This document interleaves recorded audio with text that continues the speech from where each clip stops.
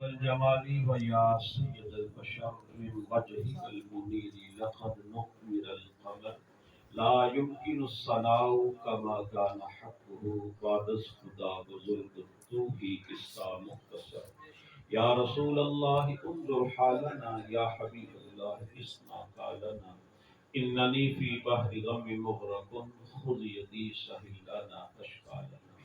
اللہ جل جلالہ و جل ذکرہ و جل شانہ کی حمد و ثنا کے بعد حضور سرور کائنات فخر الموجودات وجہ تخلیق کائنات غم گسار جہاں حامی بے کساں رازدار کبریا شب یسرا کے دولا کعبے کے بدر و تجا طیبہ کے شمس و ضحا دافعی جملہ بلا سبب پہ کون و مقام مال کے ارض و سما پشت پناہ ہر بے نوا احمد مجتبی جناب محمد مصطفیٰ صلی اللہ علیہ وآلہ وسلم کی مقدس اور منور بارگاہ کے اندر درود و سلام کا ہدیہ پیش کرنے کے بعد اللہ جل شانہ کا ہم پر کروڑ مرتبہ احسان ہے کہ اللہ پاک نے ہمیں مسلمان پیدا فرمایا، اپنے پیارے محبوب صلی اللہ علیہ وآلہ وسلم کا ہمیں امتی بنایا، اور اللہ پاک کا ہم پر بے پایا کرم ہے کہ اللہ پاک نے ہمیں اہل سنت و جماعت پیدا فرمایا۔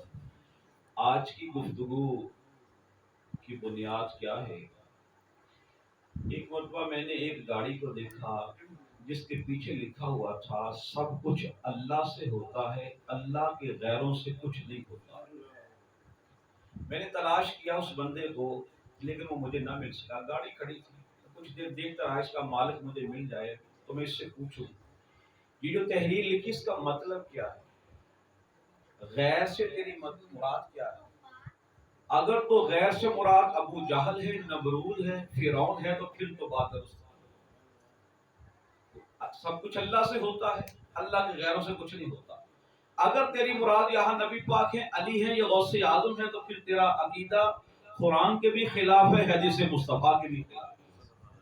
لیکن وہ مجھے ملا نہیں، لیکن پھر اس پر میں نے کچھ گفتگو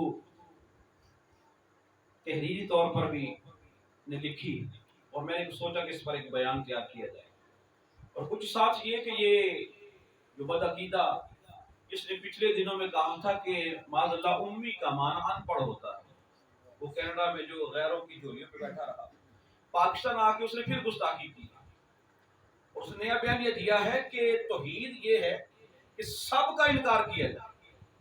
یہ کہتے ہیں یا رسول اللہ انظر حالنا، کہتا ہے یہ شرک ہے، نبی ولی کوئی کچھ نہیں کر سکتا، یہ سب غلط باتیں ہیں۔ کہتا ہے توحید یہ ہے بس اللہ کو مانو، موجود کی سب کا انکار کرو، یہ عقیدہ قرآن کے خلاف ہے۔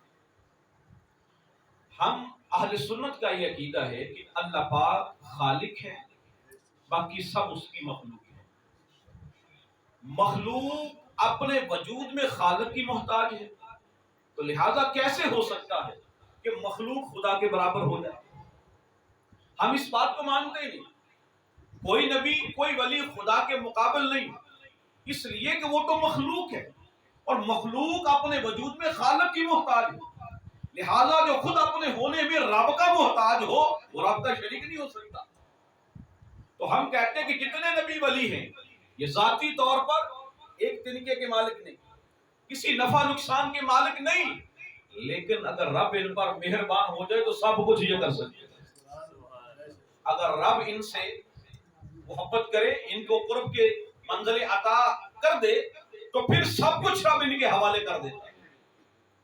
یہودیوں کا عقیدہ قرآن نے بیان کیا، قرآن کہتا ہے وَقَالَتِ الْيَهُودُ يَدُ اللَّهِ مَغْلُولَةٌ، یہودی کیا کہتے تھے کہ اللہ کے پاس سب کچھ ہے، اللہ داتا بھی ہے، اللہ غوث بھی ہے، اللہ مشکل کشا بھی ہے، اللہ حاجت روا بھی ہے، اللہ سب کچھ ہے، لیکن وہ کہتے ہیں ید اللہ مغلولہ، اللہ کے ہاتھ بند ہیں، اللہ کنجوس ہے، اللہ کسی کو دیتا نہیں۔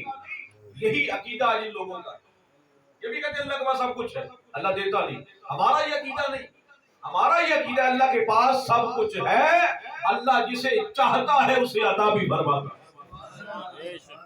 یہ اہل سنت کا عقیدہ، اور ہمارے عقیدے کی ترجمانی اللہ کا قرآن بھی کرتا ہے، مصطفیٰ کا فرمان بھی کرتا ہے۔ قرآن پاک میں اللہ تعالی ارشاد فرماتا ہے قُلِ اللَّهُمَّ مَالِكَ الْمُلْكِ، محبوب آپ اعلان کر دیجئے تمام ملکوں کا مالک میں اللہ ہوں۔ تمام ملکوں کا مالک بولیے تمام ملکوں مالک میں اللہ ہوں۔ اللہ نے یہاں اپنی صفت بیان کی کہ میں تمام ملکوں کا مالک ہوں۔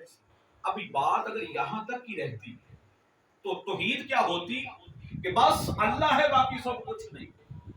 اے اللہ تیری قسم تو ایک بار قرآن میں کہیں کہہ دیتا میں نے کسی کو کچھ نہیں دیا، ہم مانے تو کافی۔ تو نے ایک بار قرآن میں کہا ہوتا میرا کوئی ولی نہیں، میرا کوئی نبی نہیں، ہم مانتے تو کافی۔ لیکن اللہ فرماتا ہے قل اللہم مالک الملک، محبوب آپ اعلان کر دیں میں تمام ملکوں کا مالک ہوں۔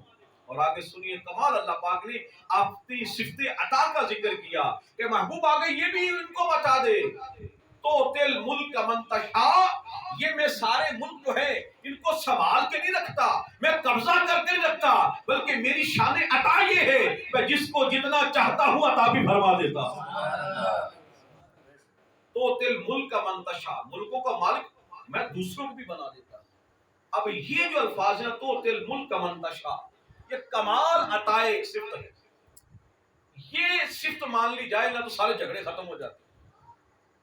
اللہ کہتا ہے کہ جس کو چاہتا ہوں عطا فرما دیتا ہوں، جس کا وہ جتنا چاہتا ہوں اتنا اس کو عطا فرماتا ہوں۔ اب کسی کو کتنا چاہا ہے، کسی کو کتنا چاہا ہے، جہاں ساری حدیں ختم ہو جائیں اس سے آگے میرے مصطفیٰ کو چاہا۔ اب دیکھو نا یہ تو بات ہی غلط ہے کہ اختیار نہیں، کوئی کچھ نہیں کر سکتا، بھی اختیار تو ہر بندے کے پاس ہے۔ ایسا مولوی چڑھ دے نا تھے کسی ایس ایچ او میں تو کہے تیرے پاس اختیار نہیں، پھر وہ بتائے گا ہاں اختیار ہے کہ نہیں میرے پاس۔ چڑھ جائے کسی ڈی سی او کے ہاتھ وہ بتائے گا میرے پاس اختیار ہے کہ نہیں۔ تو یہ دیکھیے گورنمنٹ